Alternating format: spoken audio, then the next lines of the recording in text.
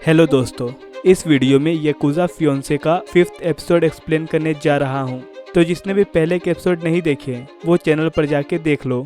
हम देखते हैं कि योशिनो सोकर उठ जाती है और टाइम देखकर शॉक हो जाती है कि मैं इतने देर तक सो रही हूं और वैसे अब मेरा फीवर कम लग रहा है। तब वो अचानक से किरिशिमा को देखती है और पूछती है कि आखिर तुम यहाँ क्या कर रहे हो।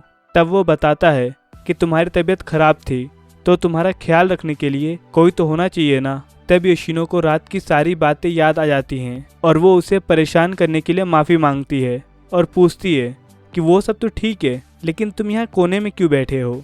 तब वो बताता है कि यहाँ से व्यू अच्छा मिल रहा है, अगर कोई सामने गेट से आया या फिर ये साइड वाली खिड़की से तो मैं उसे देख सकता हूँ। और यहाँ की मस्त बात है कि अगर कोई छत से भी आया तो भी मैं यहाँ से उन्हें अच्छे से देख सकता हूँ।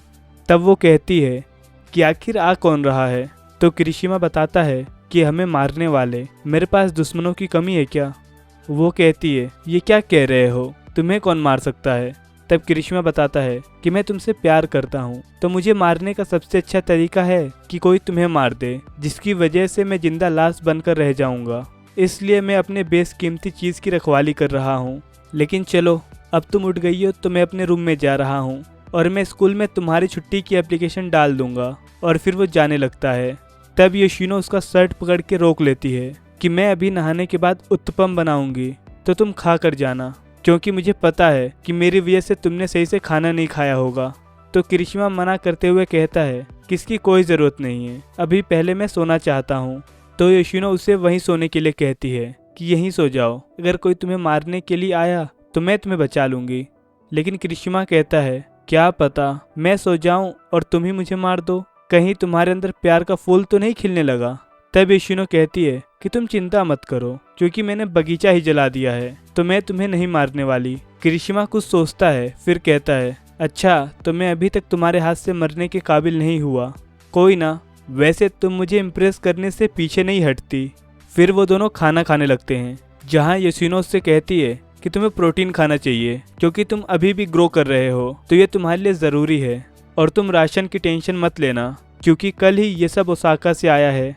और वो बताती है कि 2 दिन बाद से उसका एग्ज़ाम है और उसने अभी तक कुछ भी नहीं पढ़ा है और मेन प्रॉब्लम तो ये है कि फर्स्ट पेपर मैथ का है। तो किरिशिमा कहता है कि अगर ट्यूटर की ज़रूरत हो तो बता देना, मैं तुम्हें पढ़ा दूंगा। तो योशिनो शौक होते हुए कहती है कि तुम खुद पढ़ते भी हो, मैंने आज तक तुम्हें नोट्स बनाते नहीं देखा। तब किरिशिमा बताता है कि नोट्स की क्या ज़रूरत है, मैं क्लास में ही टेक्स्ट बुक से पढ़ लेता हूँ और फिर एग्ज़ाम के दिनों में मॉडल पेपर सॉल्व कर लेता हूँ। तब योशिनो कहती है कि अच्छा, तभी मैं सोचूं तुम बिना पढ़े पास कैसे हो जाते हो। और वैसे भी अभी मुझे योकोहामा जाना है क्योंकि मेरी कज़न का ट्रांसफ़र क्योतो से योकोहामा में हुआ है। फिर वो दोनों योकोहामा जाने लगते हैं जहाँ पर योशिनो कहती है कि तुम भी मेरे साथ चलोगे क्या। किरिशिमा कहता है कि ये कोई पूछने की बात है, मैं तुम दोनों लड़कियों को अकेले कैसे छोड़ सकता हूँ, आखिर तुम्हारी सेफ्टी की जिम्मेदारी तो मेरी ही है ना। और वैसे भी वो तुमसे 1 साल ही बड़ी है और मैंने सुना है कि इस समर से वो कॉलेज जाने वाली है, उसका भी तो ख्याल रखना पड़ेगा ना। तब योशिनो कहती है कि तुम बहुत झूठ बोल रहे हो, वैसे मेरी कज़न के बारे में क्या जानते हो। तब वो बताता है कि ज़्यादा कुछ नहीं, बस यही कि तुम्हारे डैड का अफेयर था जिससे वो तुम्हारी सगी बहन तो नहीं है। योशिनो शौक होते हुए कहती है कि तुम होमवर्क करके आए हो। फिर वो बताती है कि उसके दादा का चक्कर उसकी मिस्ट्रेस से था और उनकी जो बेटी हुई उसका चक्कर डैड से था। भाई नेपोटिज्म देख रहे हो तुम लोग। अगर आसान भाषा में कहूँ तो ये लड़की योशिनो के डैड और उनकी मिस्ट्रेस की है। लेकिन इसमें भी एक कैच है, पहले तो वो 10 साल से कहीं गायब ही थी, किसी को नहीं पता वो कहाँ है। लेकिन अचानक एक दिन वो आकर कहती हैं कि ये तुम्हारी बेटी है। और शौक करने वाली बात तो ये है कि इससे मेरे दादा को कोई प्रॉब्लम भी नहीं हुआ, उन्होंने उसकी बात मान लिया, तब से ये मेरी कज़न है। किरिशिमा कहता है क्या तो मस्त कॉम्प्लिकेटेड स्टोरी है, तुम्हारी फैमिली के ऊपर तो सीरियल बन सकता है, आखिर ये लोग कब तक अनुपमा देखते रहेंगे। फिर योशिनो कहती है कि मैं सीरियल नहीं देखती, मुझे तो के ड्रामा पसंद है। वैसे वो लड़की तुम्हारे टाइप की है, तुम्हारे टाइप की मतलब पूरी की पूरी प्ले गर्ल है, तो देख लेना, अगर तुम्हें वो अच्छी लगे तो मेरा पीछा छोड़ देना। फिर वो अपनी कज़न से मिलाती है और गेस करो क्या हुआ होगा। एज ए नॉर्मल जो हर लड़की एक दूसरी लड़की से मिलने के बाद करती है, अरे नहीं वो नहीं, मैं बात कर रहा हूँ तारीफ की, हाँ जिसे तुम झूठी तारीफ भी बोल सकते हो। फिर शुबाकी किरिशिमा को ग्रीट करती है। तब योशिनो उसकी तारीफ करने लगती है कि ये मेरी कजन है, इसकी आंखें ऐसी कि तुम बस डूब ही जाओ, इसका फेस कट और ड्रेसिंग सेंस तो सुपर से भी ऊपर है। I don't know why but ये मुझे तो हिनाटा की थर्ड कॉपी लग रही है। लेकिन किरिशिमा को तो बस फ्लर्ट करने से मतलब है और वो उसकी बातें सुन के कहता है कि अच्छी क्यों ना हो, आखिर तुम्हारी कजन जो है, और आप जैसी ब्यूटीफुल लेडी से मिलकर मुझे बहुत अच्छा लगा। तब शुबाकी शर्माते हुए कहती है कि मैंने सुना था योशिनो का बॉयफ्रेंड बहुत प्यारी बातें करता है, आज तो देख भी लिया। योशिनो गुस्सा होते हुए कहती है कि ये मेरा बॉयफ्रेंड नहीं है।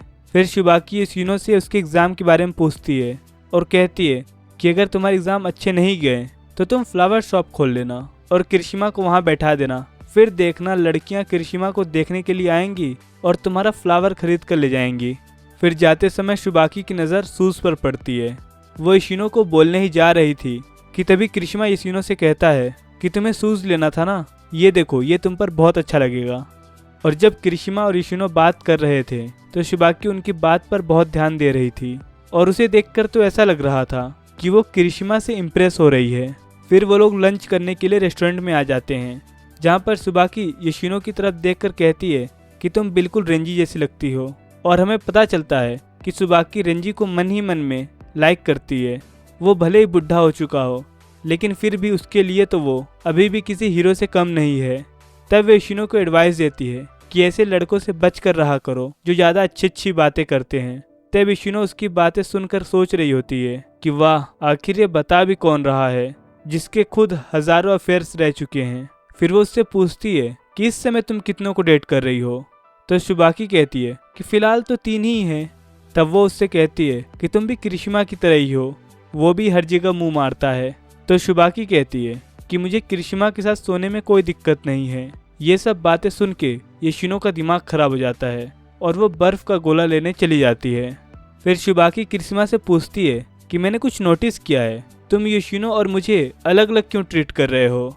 और तभी किरिशिमा उससे कुछ पूछने वाला था लेकिन वहाँ पर योशिनो आ जाती है। और फिर जब वो खाना खा के जा रहे होते हैं तभी योशिनो को स्कूल की तरफ से कॉल आता है कि उसके मैथ्स के असाइनमेंट के कुछ पेजेस मिसिंग है तो उसे अर्जेंटली स्कूल आना पड़ेगा। ये सब बातें सुन के किरिशिमा तुरंत ही एक कैब रुकवाता है और वो उसे बैठा के भेज रहा होता है। तभी वो कहता है कि मैं तुम्हारे साथ नहीं आ सकता क्योंकि शुबाकी को भी तो सही सलामत घर छोड़ना होगा ना, तो तुम आराम से स्कूल चली जाओ। और किरिशिमा को शुबाकी से बात करना ही था तो उसे बात करने का मौका मिल जाता है और वो उसे फेरिस व्हील में लेकर आ जाता है क्योंकि उसे तो ये मालूम ही था कि शुबाकी का कनेक्शन दोसाई ग्रुप से है, क्योंकि शुबाकी की मॉम और उस ग्रुप के हेड का चक्कर चल रहा है और ये ग्रुप एक प्राइवेट हॉस्पिटल चलाता है जिसकी ऐसी अफवाह है कि उस हॉस्पिटल में इलीगल ऑर्गन ट्रांसप्लांट होता है। तो वो डायरेक्ट पूछ लेता है कि योशिनो की किडनी कहाँ पर है, क्योंकि किरिशिमा ने अपने रिसोर्सेस लगाकर बहुत पता किया था कि योशिनो की किडनी आखिर है कहाँ और किस बंदे की बॉडी में ट्रांसप्लांट किया गया है, लेकिन उसे कुछ नहीं पता चलता। तो उसे शक रहता है कि कहीं उसने अपनी किडनी बेची ही ना हो, क्योंकि जब ये योशिनो का ख्याल रख रहा था तब किरिशिमा ने योशिनो की बॉडी में कट देखा था, लेकिन वो इतना छोटा था कि उसमें से किडनी जैसा ऑर्गन नहीं निकल सकता है और वो ये सब शुबाकी को बता देता है। तो शुबाकी भी समझ जाती है कि इसे तो लगभग सब पता ही है तो इसे झूठ बोलने का कोई फायदा नहीं। तब शुबाकी उसे बता देती है कि उसने योशिनो की किडनी नहीं 1500 ml ब्लड निकाला था, क्योंकि जब योशिनो उसके पास आई थी तब उसे उसने बहुत समझाया था कि वो ऐसा ना करे, लेकिन वो मानने को ही तैयार नहीं थी। उसे दिखाना था कि उसके लिए उसका ईगो और प्राइड कितना मैटर करता है। वो ये नहीं चाहती थी कि उसे कोई नीचा दिखाए और योशिनो को पता ना चले, इसलिए उसने इतना ब्लड निकाला ताकि उसे दर्द होता रहे और सच्चाई का पता ना चले।